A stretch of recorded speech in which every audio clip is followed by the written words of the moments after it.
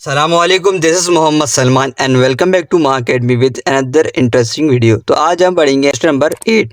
Question number 8 में क्या, find the equation of the circle containing the point हमारे पास क्या है 1, -2 and 3, -4 and touch x axis. मतलब कि हमारा जो सर्कल जो है वो टच कर रहा है किससे कर रहा है, एक्स एक्सिस से टच कर रहा है। सही है ना। हमारा जो ग्राफ होता है वो इस तरीके से होता है कुछ। सही है ना।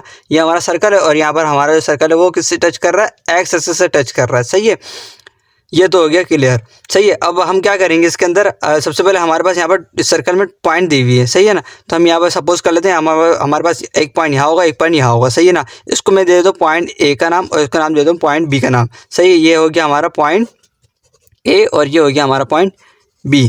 सही है।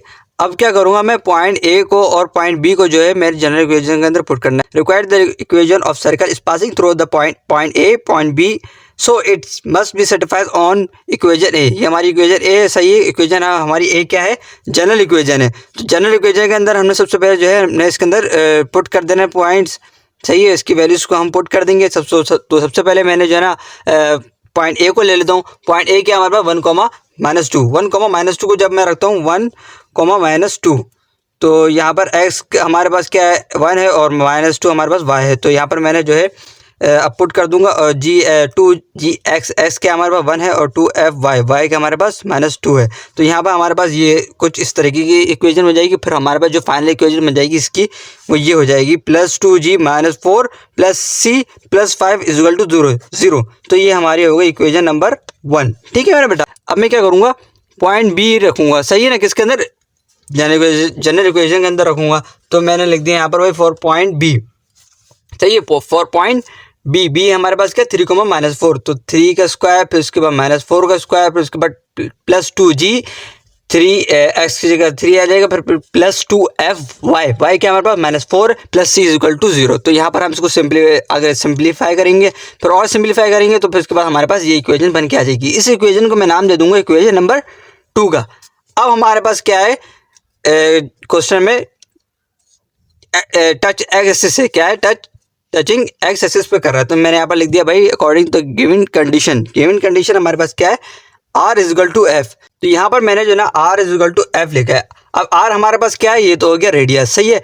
अब ये टच एक्स एक्सिस पे कर रहा है, किस पे कर रहा है, एक्स। मैंने आपको बताया था कि हमारे पास एक्स एक्सिस पे y की वैल्यू क्या होती है, 0 होती है। सही है। हमारा जो सर्कल है वो किस पे टच कर रहा है, वो एक्स एक्सिस पे टच कर रहा है। सही है। हमारा जो सर्कल है वो किस पे कर रहा है, एक्स एक्सिस पे टच कर रहा है। तो फिर हमारे पास जो रेडियस होगा वो किसके बराबर होगा, f के बराबर। अगर वो कह दे क्वेश्चन में कि ये एक्सिस पे नहीं कर रहा बल्कि ये y एक्सिस पे टच कर रहा है। सही है। अगर वो कंडीशन ऐसी दे दे कि एग्जामिनर कि y एक्सिस पे टच कर, तो इस कंडीशन में आप क्या करेंगे, यहाँ पर जो है आप रेडियस को किसके बराबर ले लेंगे, यहाँ पर g के बराबर ले लेंगे। सही है। रेडियस को किसके बराबर लेंगे, g के बराबर। कब लेंगे, जब y एक्सिस होगा। सही है, y एक्सिस होगा, याद रखिएगा। सही है। सही है। अब हम क्या करेंगे, अब हमने जो है ना फार्मूला अप्लाई करना है। फार्मूला कौन सा अप्लाई करना है, रेडियस वाला फार्मूला अप्लाई करना है। कौन सा भाई, देखें जनरल इक्वेशन के अंदर मैंने आपको क्या बताया था कि सेंटर जो हमारा इसके बराबर होता है -g -f के बराबर होता है। सही है। और रेडियस किसके बराबर होता है, रेडियस होता है हमारे पास r = g² + f² - c। सही है। तो यहाँ पर जब मैं स्क्वायर रूट हटाऊंगा तो यहाँ पर हो जाएगा r² = g² + f² - c। सही है। तो अब मैं क्या करूँगा, यहाँ पर जो है r की जगह जो है मैंने f पुट कर देना है। क्या पुट कर देना, r की जगह f पुट कर देना। भाई ये देखें r किसके बराबर है, यहाँ पर f के बराबर है ना। तो यहाँ पर जो है ना मैंने इस कंडीशन में r² = g² + f² - c के अंदर मैंने जो है ना r की जगह मैंने f पुट कर देना। जब आप r की जगह f पुट करूँगा तो यहाँ पर हो जाएगा f² = g² + f² - c। सही है। अब मैं जब f² + f² को = के उस तरफ ले आऊँगा तो ये तो हो जाएगा माइनस। सही है।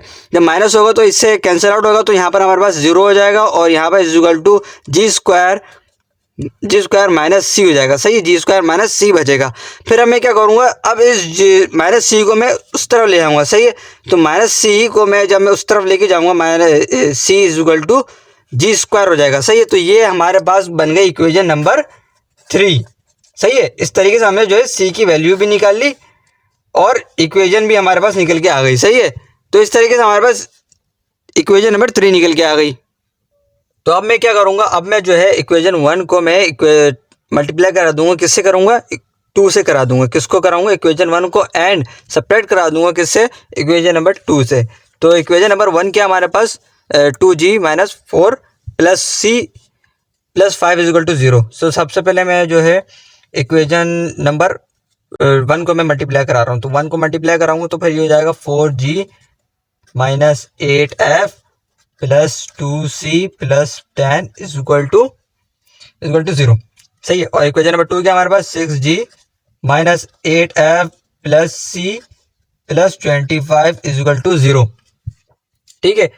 तो इसको मैंने क्या कराना है, यहाँ पर सेपरेट करवाना है। क्या कराना है, सेपरेट कराना है। तो सेपरेट आपको पता है कि सेपरेशन में हमारे पास क्या होता है, हमारी साइन चेंज है। तो ये प्लस है तो ये माइनस होगा, ये प्लस है माइनस हो जाएगा, ये माइनस है तो ये प्लस हो जाएगा, और ये माइनस नहीं है, ये प्लस है तो फिर ये माइनस हो जाएगा। सही है। तो अब यहाँ पर क्या हो रहा है, ये तो सबसे पहले ये कैंसिल आउट हो जाएंगे। तो ये हो जाएगा -2g।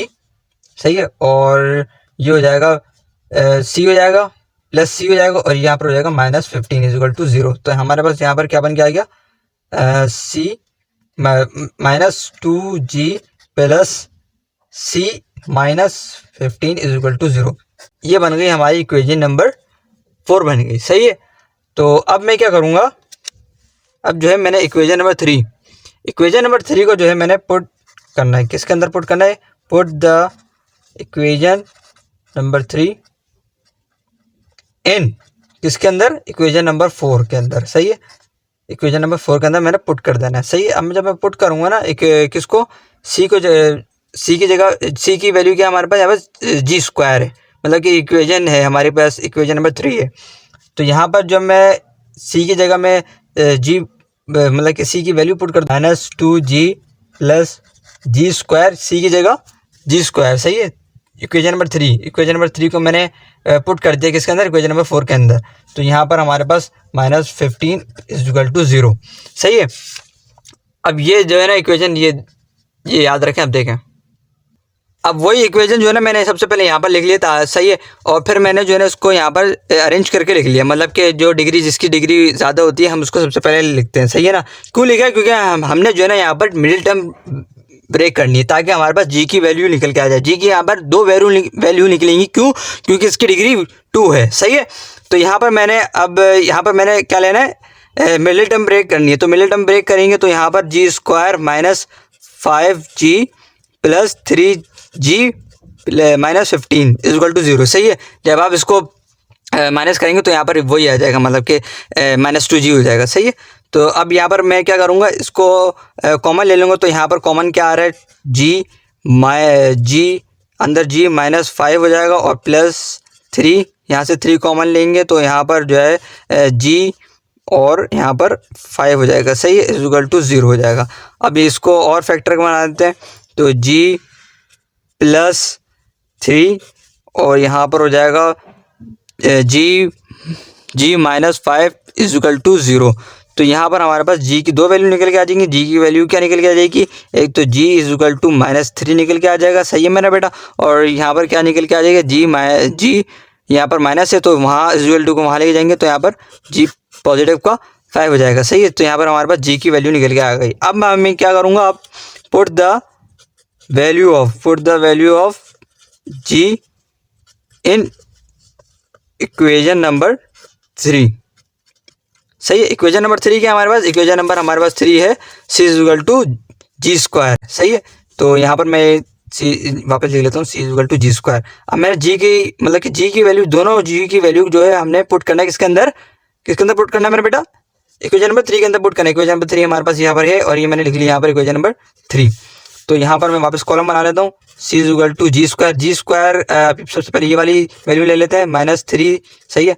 तो ये हो जाएगा c इज इक्वल टू 9। सही है। और यहाँ पर जो है c इज इक्वल टू 5, यहाँ पर हो जाएगा 5 का स्क्वायर। सही है ना। सही है।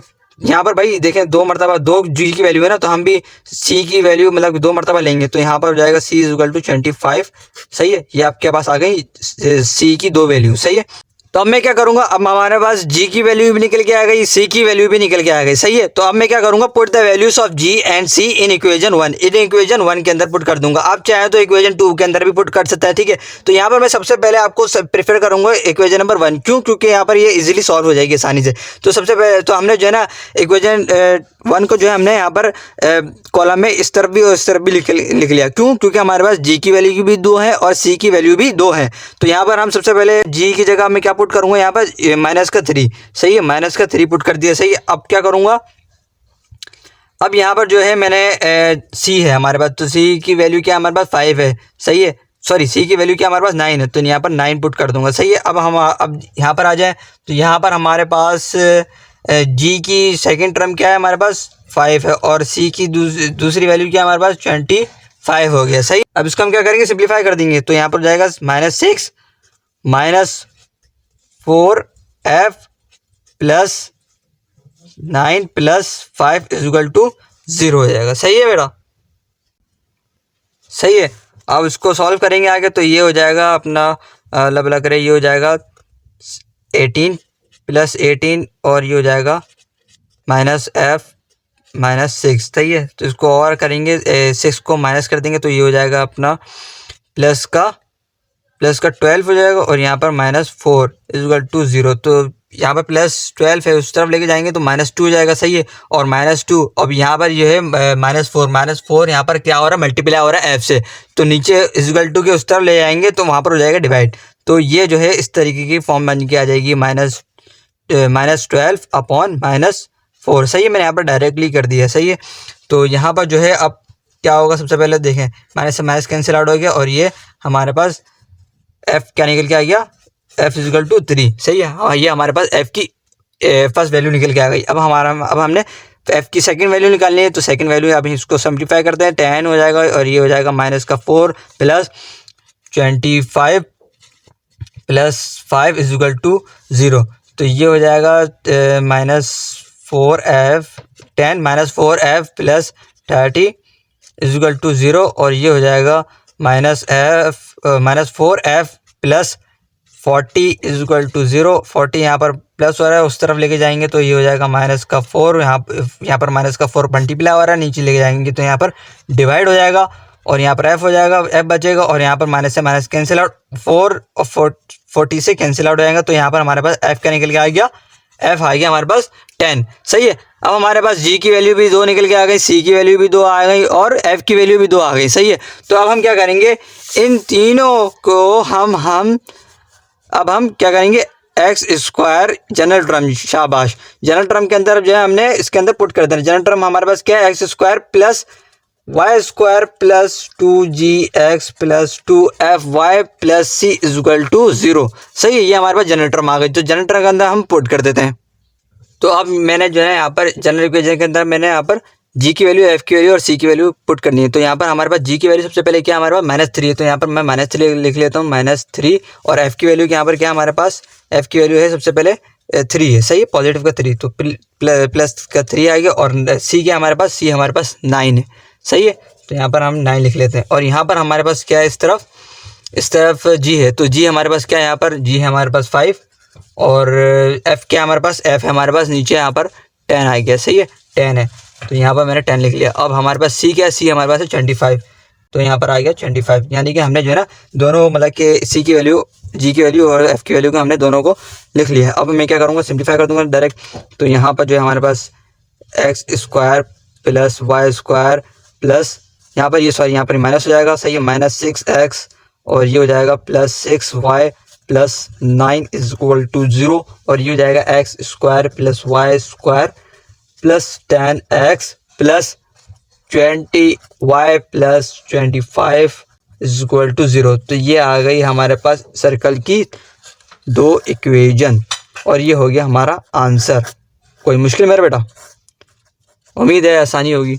अगर वीडियो अच्छी लगे तो चैनल को सब्सक्राइब करें, लाइक करें, बेल आइकन भी दबाएं। और अगर किसी भी चीज़ में आपको मुश्किल आ रही हो तो आप नीचे डिस्क्रिप्शन में हमारा व्हाट्सएप ग्रुप ज्वाइन कर सकते हैं, उसके अंदर आपकी कोई सी भी क्वेरीज हो सकती है तो आप मुझसे कांटेक्ट कर सकते हैं। तो मिलते हैं नेक्स्ट वीडियो में, जब तक के लिए अल्लाह हाफिज़।